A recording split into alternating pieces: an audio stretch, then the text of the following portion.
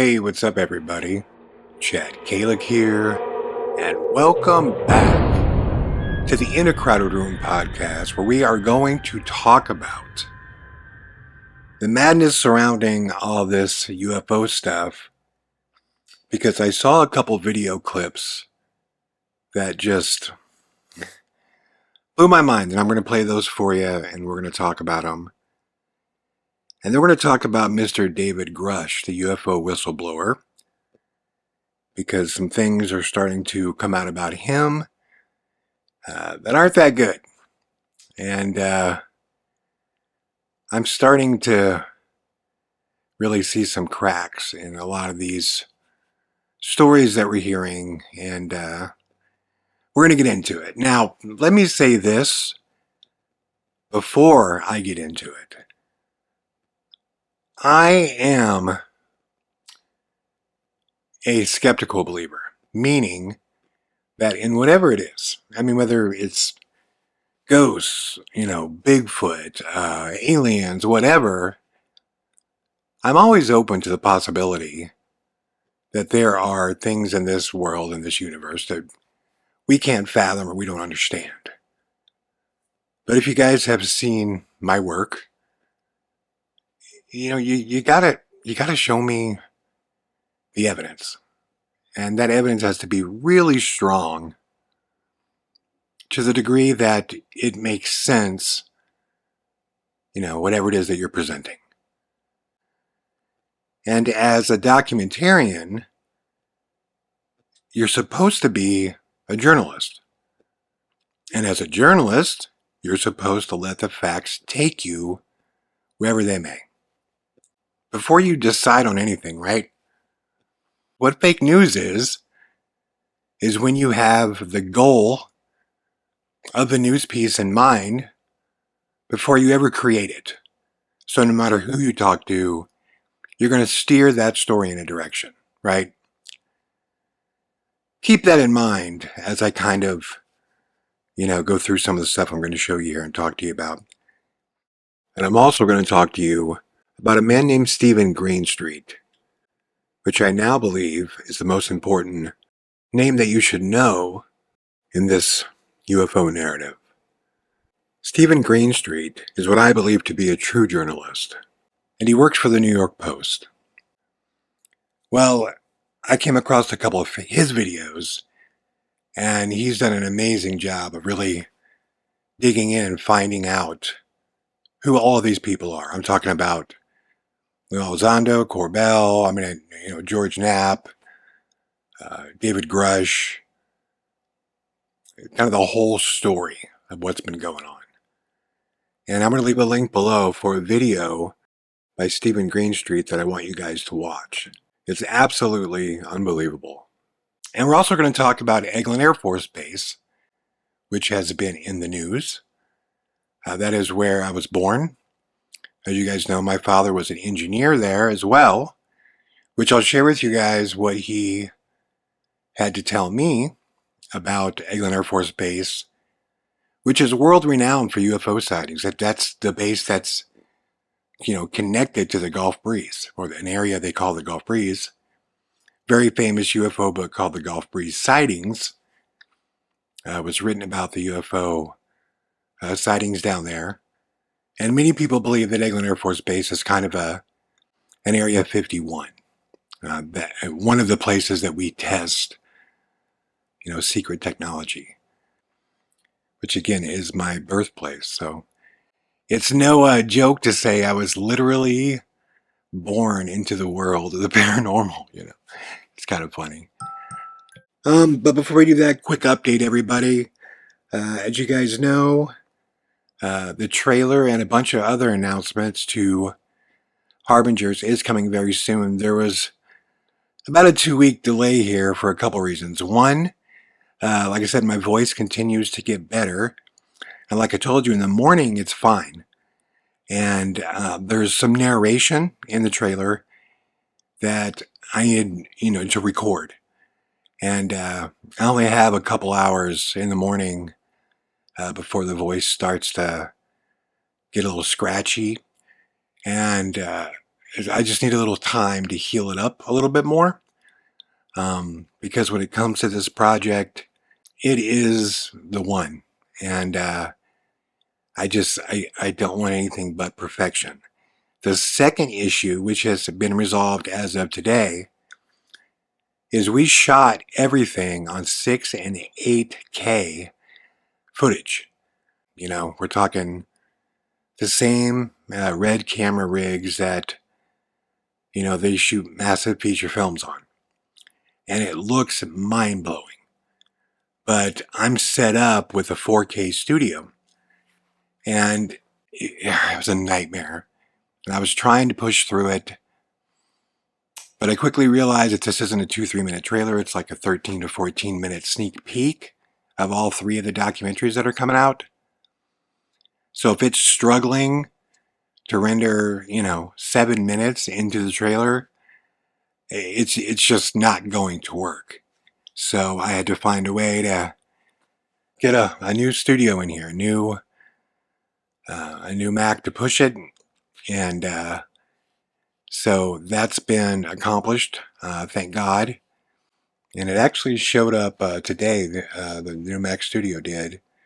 I still got to find a monitor for it because Apple's out of their mind trying to make you pay $5,000 for a 5K monitor. What the fuck is that? You know, I mean, I get that if you really want a heavy, powerful Mac Studio, you're going to spend money. There's just no way around it. But really, $5,000 for a monitor when there's monitors on the market for $200 that can do a decent job? Fuck that. I'm out on that deal. So, yeah, the Mac's here. The monitor will be ordered tonight. And then things are going to be smooth sailing from there. Anyways, let's get into it, guys. So, I was sitting here just kind of flipping through YouTube and checking up on news clips, and I came across this clip of Mr. Jeremy Corbell speaking. I think it was a podcaster was talking to him kind of about everything that's going on, and specifically what he was doing at the congressional event. And I want you to watch this clip and just look at the arrogance in this guy is blowing my mind. Now remember, he also claims he's just a civilian. He doesn't work for the government in any capacity. None of this stuff. He's just somebody who mentors under George Knapp. And we're going to talk about Knapp a little bit here too. But go ahead and watch this clip, and I will interject as he is talking here. But check this out. What was it like to be sitting behind Tim Burchett, to be at that hearing? How did that feel? You know, people like to call me the haunt because for some reason, there I am, right?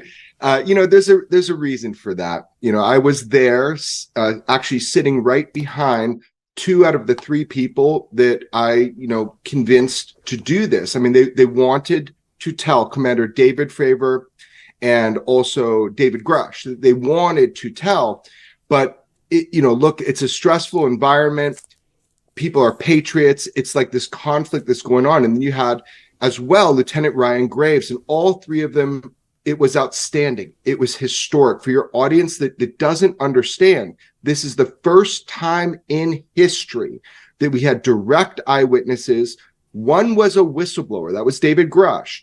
But you had Lieutenant Graves and you had Commander David Fravor, head of the Black Aces, closest thing to Top Gun and Tom Cruise, except more badass than anybody. And there he is telling you how he chased a UFO. He engaged it. And look, David Grusch is a whistleblower. We need to protect him. We need to find out and make sure that we can get to the bottom of the problems that he found in the theft and the stealing. Well, actually, at this point, before we proclaim we're going to protect him, you should find out if what he's saying is actually true.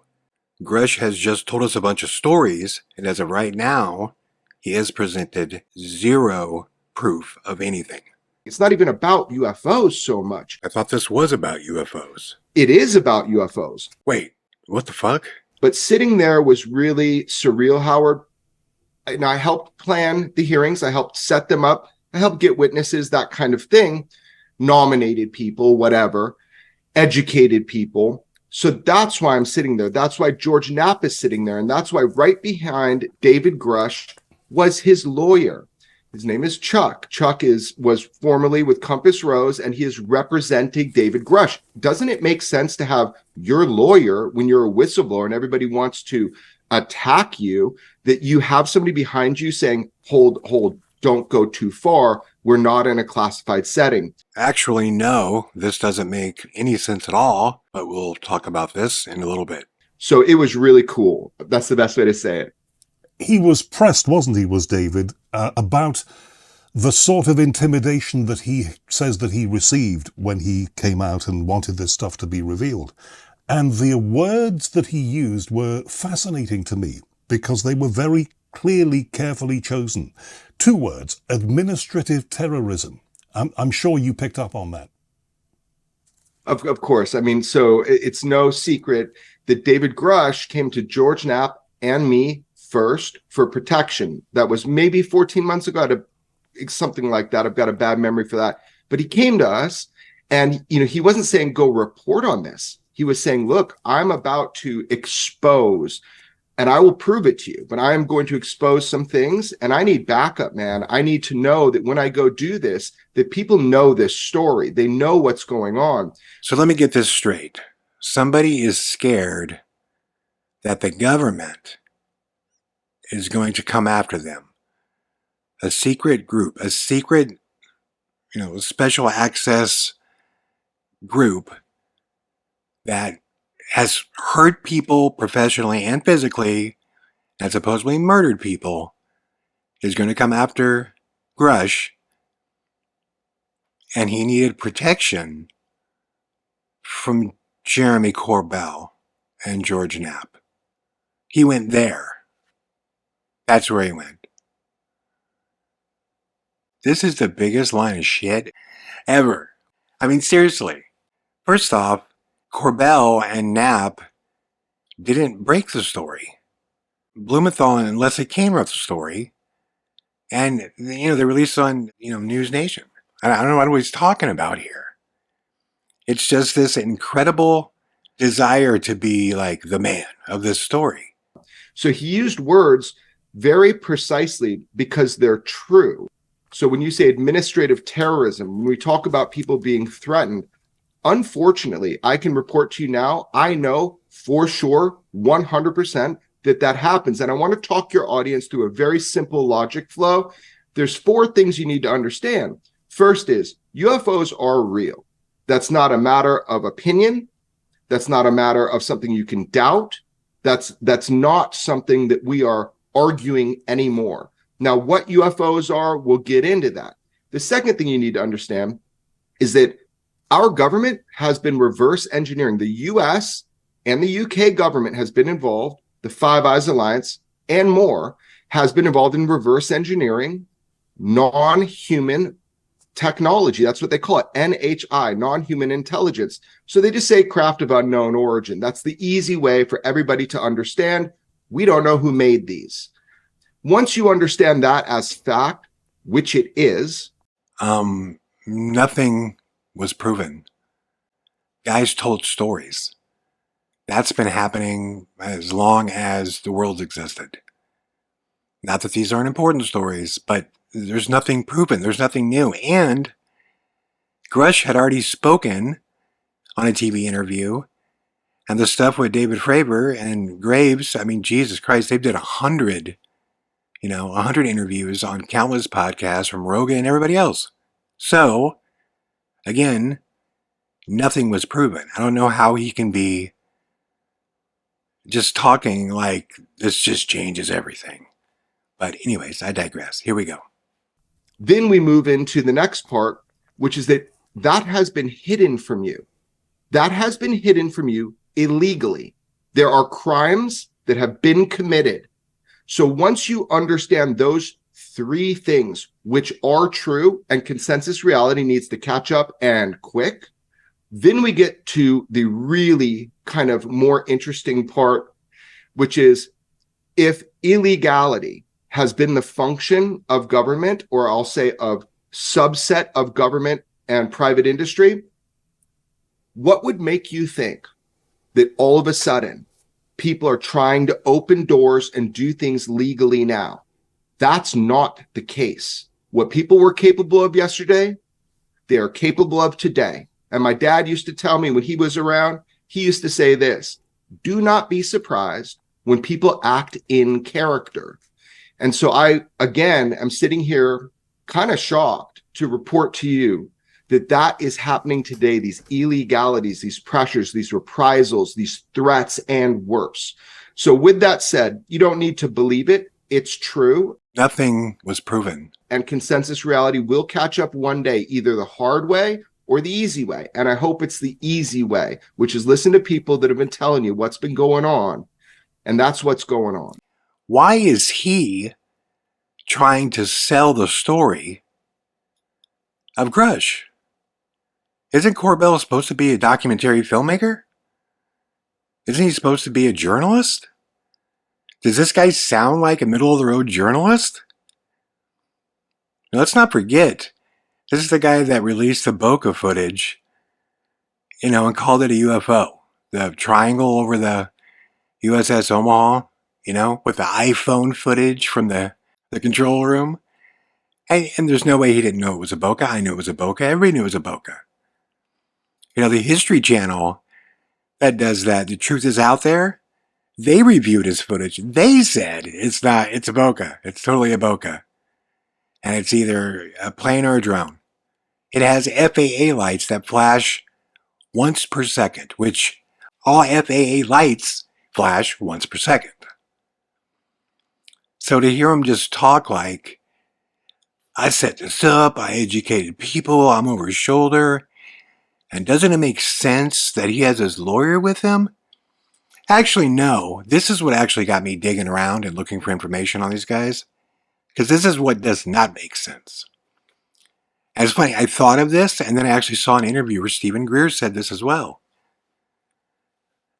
If David Grusch can't speak about all these details in an open setting because he signed a non-disclosure agreement for those that he worked with, right? That's why he can't speak. He keeps saying, I signed this agreement, I have top secret clearance, so I can't speak.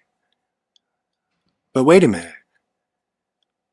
I thought the people that you worked for are trying to damage your career and hurt you and kill you, and you're scared for your life. You're scared of being attacked, and so you have to honor what you told those people? Does that make any sense to anybody? I mean, think about that. Grusch is saying, I went to work for the government. And while working for this area of the government that he worked in, he met other intelligence officers who told him about wrongdoings, things being hidden, things that he considers illegal, immoral. And he decides he's going to speak up about it. And because he's going to tell the truth, members of the government are going to try to destroy his life, hurt him, kill him. But he's going to honor the NDA to protect the secrets told to him by this very same group. So they're going to try to kill you, but you're going to honor your word to them. That's ridiculous. Absolutely ridiculous. So anyways, I started kind of looking into, who is this Grusch? And he does have, from everything that I found, he had top secret clearance. He worked all the years he said he worked, all the places he said he worked. But, one thing that is not good is all of this started. Okay, let's go back a minute. And I want to try to walk you through this, and part of this information I found, but I really want to give credit to Steven Greenstreet, because he was the guy that really went out and started connecting the pieces. And once again, the link to his expose on all these guys and this whole situation is below. So definitely click that and watch that, because he does an amazing job, I'm sure better than me, of explaining all of it. But I'm just going to hit the points that I think are extremely important as to how we all got here. So this all began with Harry Reid, who is unfortunately no longer alive. Rest in peace, Mr. Reid. But Harry Reid was a huge UFO enthusiast. But Harry Reid was a huge, massive UFO enthusiast.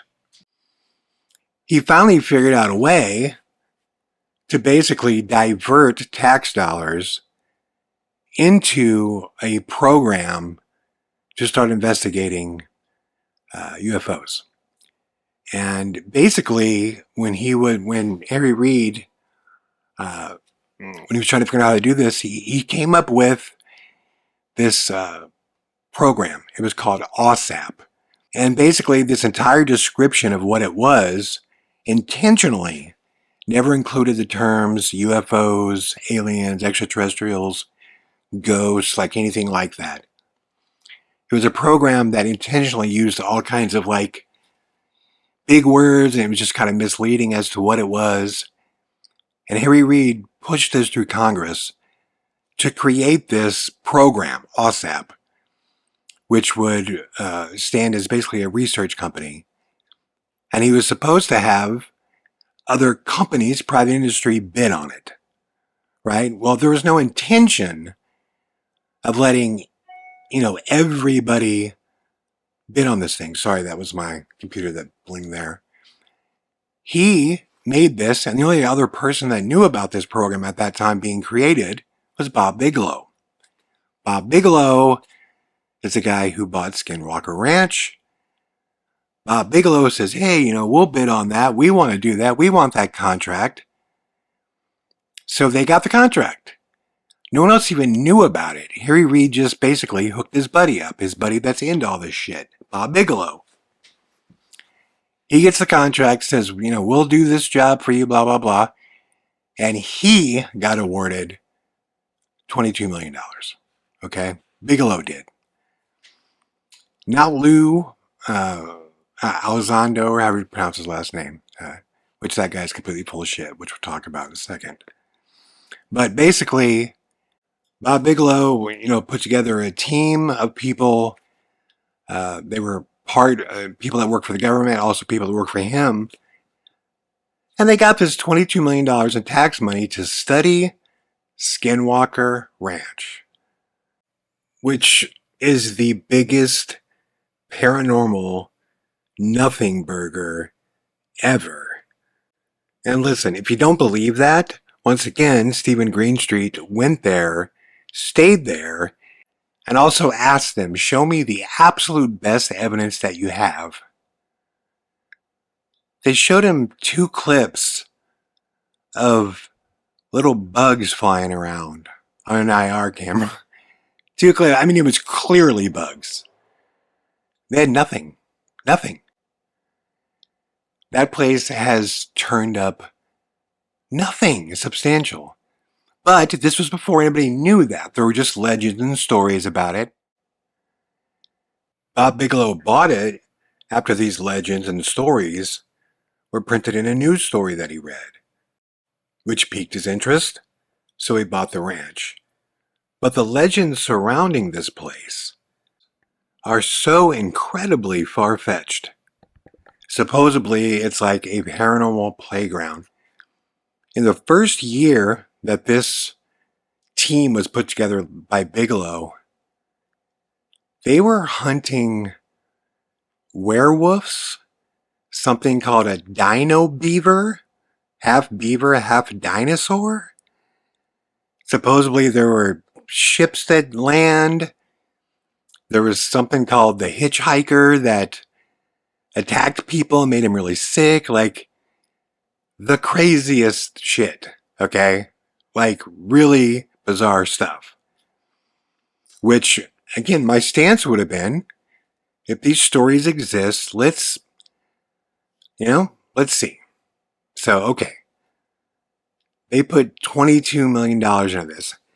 After a year of burning through that cash, after a year, the government was like, okay, whoa, this new program we just spent $22 million on, what do you guys got? It's been a year. And they had not burned through all of the $22 million yet, a large percentage of it. And they had nothing. Nothing. So the government said, ixnay, ixnay, and they canceled it. They canceled that program. Now, when they canceled it, Bigelow and the team of people that were there, they initially, like I said, they said they didn't experience anything. They didn't find anything. They didn't, nothing that's proof or evidence. And this guy that was involved in OSAP, who was running the program at the time, I think his name was Mark Lakatzis. His last name's hard to pronounce. Steven Greenfield identifies him in his story. He did claim to have a paranormal experience where he saw like this glowing ribbon, the way he described it. But basically, once OSAP was canceled, that is when AATIP came about. Because you hear Lou Elizondo retired from AATIP because, the generals above him, he couldn't get all this information he discovered about UFOs up to the generals. They weren't listening to it. And in protest, he resigned from AATIP, which makes it sound like AATIP is some big operation, right? Like it's at least a group of people, right? You would think that, right? And surely AATIP was funded, right? Well, no. Basically, when OSAP was done and canceled, so after the program was canceled, the head of it, the guy that thought he saw the floating ribbon, pretty much handed the program over to Lou Elizondo. Well, the program was worthless because there's no money. It's not funded. So there was not even a team. So rather than, take over a program that has been, canceled and defunded by the government, so Lou created AATIP on paper, which it was just him at his desk, just him. So this one guy was working for the government in an unfunded capacity, creates this AATIP, and then starts trying to send information to his generals. No wonder information didn't get through to them. But the fact that it sounds big was important because it was Christopher Mellon who introduced Lou Elizondo as the former head of AATIP, which is, again, not a big organization, not funded, it's just Lou. Mellon introduced Lou to Leslie Kean and Ralph Blumenthal, and that led to the now famous UFO story in the New York Times. Which, if you watch the congressional hearing that happened, everybody cites that thing, that article, the New York Times article. Everybody there talked about it. There was their reason for getting involved in this. This is why this all came up. This is why this all happened. Even Tim Burchett, was like, I hope everybody reads that article. Well, again, guys, you watch the links below. Everything about that New York Times article is on its face factually inaccurate. Factually inaccurate. There are so many inconsistencies, and once again, Steven Greenstreet exposed every one of them. And it's not like a maybe. It's not like this is my opinion. there's a massive amount of information in that New York story in the New York Times that is factually incorrect. So he exposed all those guys, and this same team that was involved with the hunting for werewolves and Dino-Beavers is pretty much the same team that's doing this UFO stuff, because after OSAP got shut down, and everyone there said, we don't have anything to show anybody, no proof of anything. They just claimed to have experiences. And that was the thing. They all had experiences. And with $22 million, they couldn't film anything. Couldn't capture one thing. A couple years later, the book comes out, The Hunt for the Skinwalker, which is co-written by George Knapp. This is supposedly a journalist, right? A down-the-middle guy that finds, fact and separates them from fiction, and he's supposed to just follow the facts. If you've ever read the book, The Hunt for the Skinwalker, which I have, you would be terrified to go to Skinwalker Ranch. You would think there are full-body apparitions and poltergeists on a daily night tossing shit around, that there's monsters, Dino-Beavers, werewolves, aliens, UFOs, death rays. This book is the most insane book when it comes to talking about all these experiences they had. But again, there is zero proof. Which when George Knapp went on Rogan and started talking about Skinwalker, it was a great moment where Joe's kind of pushing him, going, well, do you have any proof of this or that? Because Knapp keeps talking about all these stories. I saw this, and this guy did this, and this guy said this. Rogan's like, what, do they have proof? They have that. And finally, Knapp stops and goes, well, if you're looking for proof, they don't have it. They don't have it. But they experience things. It's just like more stories. There's more stories. And it drives me nuts that that's all we have right now. Now, granted, there's tons of footage that's been released for how many years now, right? Since the 40s and 50s and 30s. I agree that there's legitimate footage of super bizarre stuff flying around.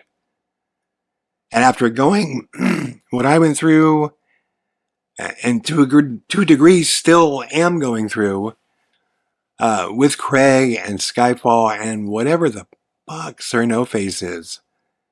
Because I know that's legitimate. I know what Craig filmed there. There's no way. The size of it, the time where it was at, the foot, all of it. So I'm not a disbeliever. I'm not saying that there's no way that aliens exist or they've been here. First of all, when it comes to the galaxy, the math tells us it is 99.99% likely that there's other life out there.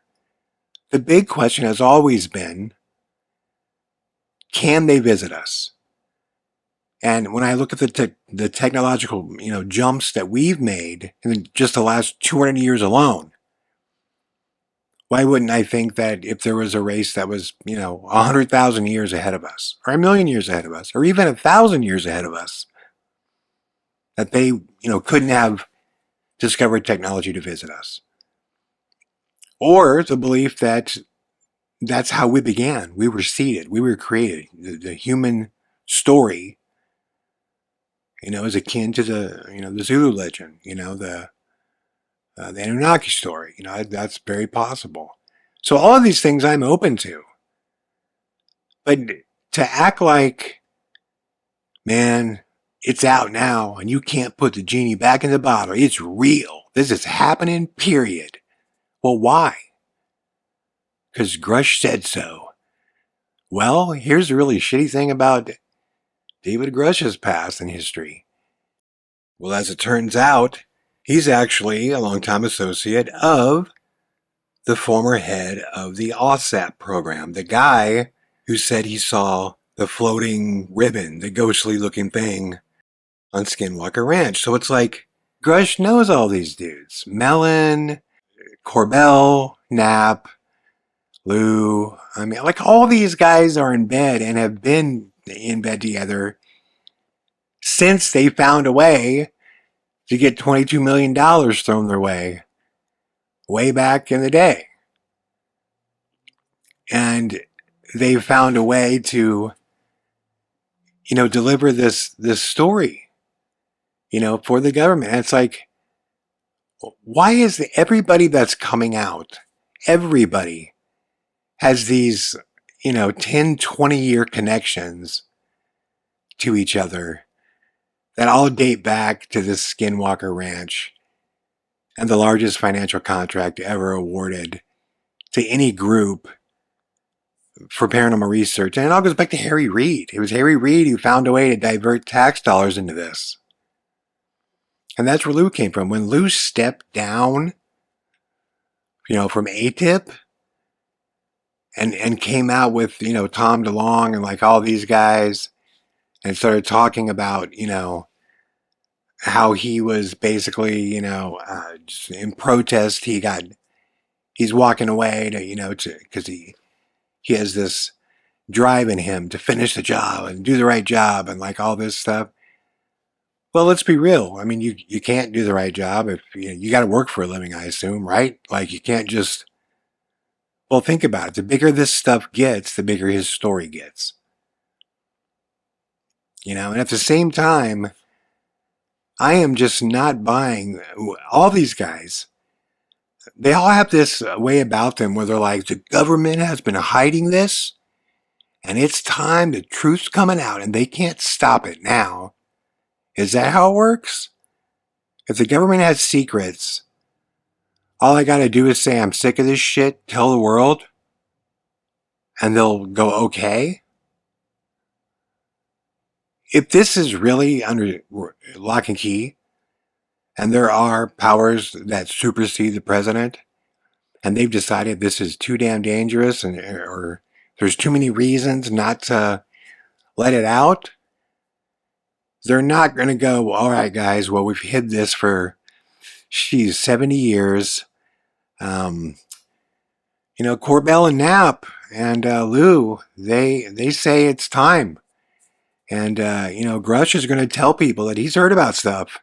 So we better start telling the truth. I mean, clearly the government knows what's going on. I mean, obviously they know what these guys are doing. They allowed Grusch was allowed to speak about all this. It was cleared by the Department of Defense. What does that tell you? As Skyfall said, he's not a real whistleblower. He told the Department of Defense what he's going to talk about. They approved it. That's a fact. They approved it. And how convenient is it that anything you don't want to share with the public, which is all the real questions that they asked him in Congress, which is, where's the money coming from? Where can I see this stuff? Who recovered this?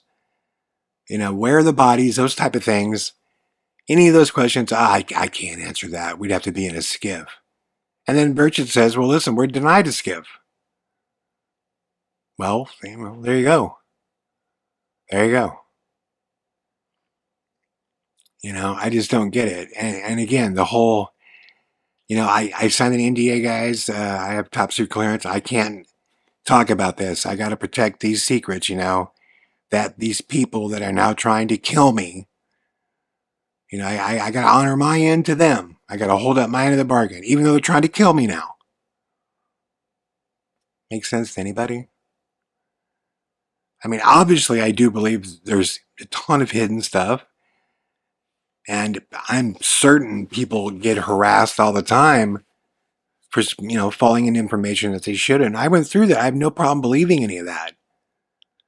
I just have a problem with all of this stuff, the way it's going, their history. And look at the way, God, the arrogance of these guys. It just blows my mind. Especially Corbell, man. Ugh. shit is hard to stomach. Just watching him just act like, of course I was there because I'm the man. I'm setting this all up, man. And the truth is out and it's a fact. And ain't nobody, it's like, dude, there's no fact. There's no proof, man. There's no proof. I want there to be. I've said this many times on my podcast. I don't know what Sir No Face is. Is it a gray? Is it a constructed and built animatronic creature like Dr. Greer mentioned during his lecture down in Australia? I don't know. I just know it wasn't human. I know that. I know the stuff that was filmed down there, the lights blasting and all that, like that was all real. I know that. And you guys saw how through that whole process, it was very, very hard for me because if you ever met Craig Powell, and a lot of people met him on tour, I mean, Craig is one of my favorite people on planet Earth. He is such a nice guy, so fun, so honest. But that whole time, man, during those 2 years of filming that, I didn't allow myself to get to know him or his family. I just looked at it like, dude, I'm the prosecuting attorney here. Like, I'm going to find out if you are lying. Now, I found nothing about him that would lead me to believe that he was being insincere, dishonest when it was all over. And then we became very, very good friends. But I'm just trying to imagine if in the middle of filming, Sir No Face, I'm trying to imagine me walking out and doing an interview going, yep, it's real, it's done, it's a fact. And it's like, no, I don't know. Until you show me proof. Until you show me proof, it's not proof. It's not evidence. So I just think one of two things are going to happen, man. And this is unfortunate about this. Corbell, Knapp, all these dudes, they are painting themselves into a corner. Do you guys realize this? This is a slippery slope here. They are painting themselves into a corner where if absolute evidence, like pure proof, doesn't come out, if it never happens, these dudes are done. They'll be like the biggest laughingstock. And they're putting this much weight into this whole, Skinwalker family tree of people. Now listen, have you guys seen Corbell's Skinwalker documentary? Oof. That's a tough watch. And I liked his Lazar documentary. I've said that many times. Beautifully shot. And like I said, the story, it's the same story. We've heard it. And I think Corbell is an exceptional cinematographer. With time, he'll be a good storyteller. He's the jump that he made from Skinwalker to Lazar is astronomical. Lazar is a good movie. Skinwalker, again, that's a rough watch. But it's like this is them, this whole group of dudes, and they're acting like they don't all know each other and they don't go back 20 years, It was just hilarious to me. And they're all selling this forward. I hate to say it, guys, but it just takes me back to Skyfall's prediction. All of these things are just selling this forward. So we all believe that we're going to have this massive threat from the alien population, the extraterrestrial population when it arrives. And God, I hope that's not the case, because that just does not excite me, man. The idea that, someday we'll all come together in a kumbaya to kill aliens. What? Jesus. But this whole thing's being militarized. And no one's even asking questions. Here's a question. David Fravor says the entire event with the Tic Tac was 5 minutes long, while the pilot of the other plane, Dietrich, said the sighting only lasted 5 to 8 seconds. Let me say that again. Fravor says the event lasted 5 minutes. Dietrich said, no, 5 minutes would be an exceptionally long time. That'd be forever. It took 5 to 8 seconds. So one of them is dramatically off, or there's some kind of effect that this object would have had on them, which is possible, I don't know, but no one's even asking the question. Why are their stories so different? And you can see in Phantom Rider, the Tic Tac technology is owned by the Navy. It's been patented. Skyfall sent me all that shit. You know how Graves talks about how these were circular UFOs with a cube on the inside, right? There's also a patent on that technology. Those are radar jammers. They're clear circular balls with cubes that you can see on the inside that the government owns. This is technology that's been created and patented. I mean, what the fuck? When I saw that, I looked it up. Yeah, absolutely. That exists. So, who knows? The stories just change so much. And I think we're all starting to see a crack in the armor of these guys, of their story. As far as the Eglin Air Force Base goes, I talked about in the beginning of American Ghost Hunter where I was watching a UFO report on the news once. And I asked my father about it, and he said, it's our stuff. We're flying our stuff around there. I did have one conversation with him before he passed away. Actually, about 8 months before he passed away. We were just talking about all this UFO stuff. And I said to him, because he was an engineer and a very good one that was flown all over the world to work on aircraft. And, he told me the majority of our arsenal the public doesn't know about, because we only bring out things when we have conflict and we use the things that we think we need to use to get the job done. So, there's a lot of aircraft that he has seen, and he told me this, that he has seen that the public is unaware of. But he's the one who told me that the SR-71 goes much faster than Mach 3. Much faster. And he explained to me, the problem with flying that fast is you really can't turn, because the forces would just, for a pilot, because that's a pilot-driven aircraft, SR-71, would just squash the pilot like a grape, But I asked him, well, with all this stuff down there in Eglin, and he said it again. He said, well, that's mostly our stuff people are seeing that's flying around. That's what's going on. They're testing stuff. I said, well, did you ever see anything that looked alien? And he goes, huh. And he got quiet for a long time. And I was like, oh my God, is he going to tell me yes? Holy shit. And then he goes, no. And he goes, but. He goes, there was a hangar at Eglin that everybody, like on his, and I don't know a lot about how the inner insides of the U.S. Air Force work, but, his group of engineers he was with, they were given specific orders to never enter this hangar. Literally told, they'll shoot you. It's top secret, like you can't go into it. And he said that many times, he knew where this hangar was, obviously. He goes, many times I sat there and wanted to know what was on the other side of those doors.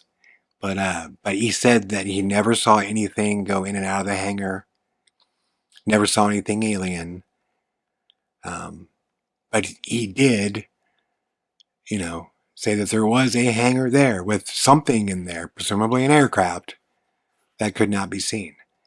And he did tell me that he knew of a number of aircraft that had been made and designed that he said were incredibly impressive, that nobody in the public sector knew of. But that makes sense to me. It makes total sense that we don't want other countries to have a tactical advantage, and whenever you use a weapon, you're basically giving the blueprint to the enemy. You just want to use it first, right? So most of our arsenal will never be seen. It just gets made and it sits there until technology surpasses it and they retire it. So, but I thought that was interesting with him. But yeah, man, that's what I think, guys. That's the most recent update. My thoughts on all this stuff. Like I said, man, if proof doesn't come out, absolute proof, these guys have painted themselves into a corner to just be an absolute laughingstock. And I'm shocked. I'm shocked by how distrusting of Corbell I am. In the beginning, like I said, I wanted to believe, man, that he was just, like I said, he's a good guy. He's a filmmaker. He's a civilian. He's just interested. That's all it is. And, I just don't believe it, man. The way that he is just pitching pure propaganda, which, check this clip out. Coming forward as whistleblower is now read into the congressional record. Talk to me about how significant you think that is, what moment that we're in right now. Yeah, I'm not sure what allegation means, that could be correct, but he is testifying under oath. This is the first time in history that this has been done, where direct eyewitnesses saying that they have direct experience or knowledge of non-human intelligence. I mean, we're talking about craft of unknown origin that can outpace, outmaneuver, and outperform anything we have. This is the first time you're seeing it today. It's a huge step forward for the process of finding the truth, whatever the truth might be, being it a non-human intelligence or some unknown technologically advanced nation that we're not aware of on planet Earth. So whatever happened today has never happened before, and that's called progress. That's also called propaganda. And can you characterize, because you've been seriously into these issues, both of you have, for quite some time. Do you feel now that today is a watershed moment where, moving forward, this is now a discussion that more people are accepting as potentially true, rather than something that used to get laughs here in Capitol Hill? If you have been paying attention, this is news and has been a series of watershed moments. The dam has broke and it is overflowing. What you're seeing today is a symptom of what happened yesterday, last month, last year. If everybody just looks at what's going on and they get the stigma erased, this is news and this is happening. Now, what it is, that's what we all want to find out. And just one more question, because again, you've been part of this discussion for years now. How do you think elements within the Pentagon, DOD, at the very highest levels are going to be reacting to what we all concerned about? They should be reacting from a place of integrity. The American public, there's a lot of talking there about what can be said, what's classified, what not. It is the biggest danger is not allowing the American public to know what is going on about this. The biggest danger is secrecy, not transparency. By that rationale, David Grusch is the biggest danger to the American public because he won't tell us all where the extraterrestrial bodies are. He won't reveal where the recovered crafts are. I think some people are going to be frightened by what they heard today, because it sounded like from that testimony that millions, maybe tens of millions of dollars have been diverted from legitimate national security programs to keep this cover-up going.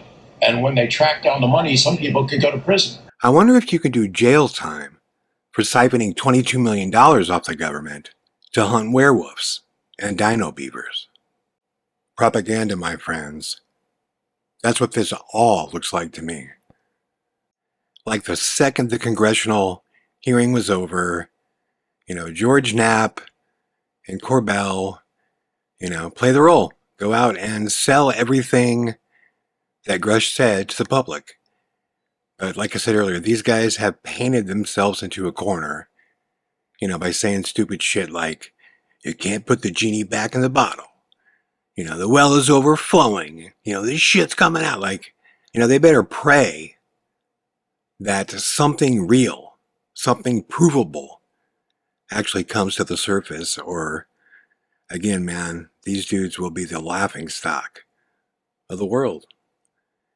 So let's all hope that they're sitting on something that's actually going to, demonstrate the reality of extraterrestrial life, because we just haven't seen it yet. So all of this stuff is incredibly frustrating, man. Big time. Please watch the Steven Greenstreet videos as well. Links below. Again, my hat is off to him. He's doing incredible work. Let the experiences and the proof and the facts take you wherever the truth lies, man. Whatever that is, should not be just pitching pure propaganda. So, much love, everybody. Thank you guys for listening. I hope you enjoyed this episode of the In a Crowded Room podcast. And I will be back soon with more. All the best.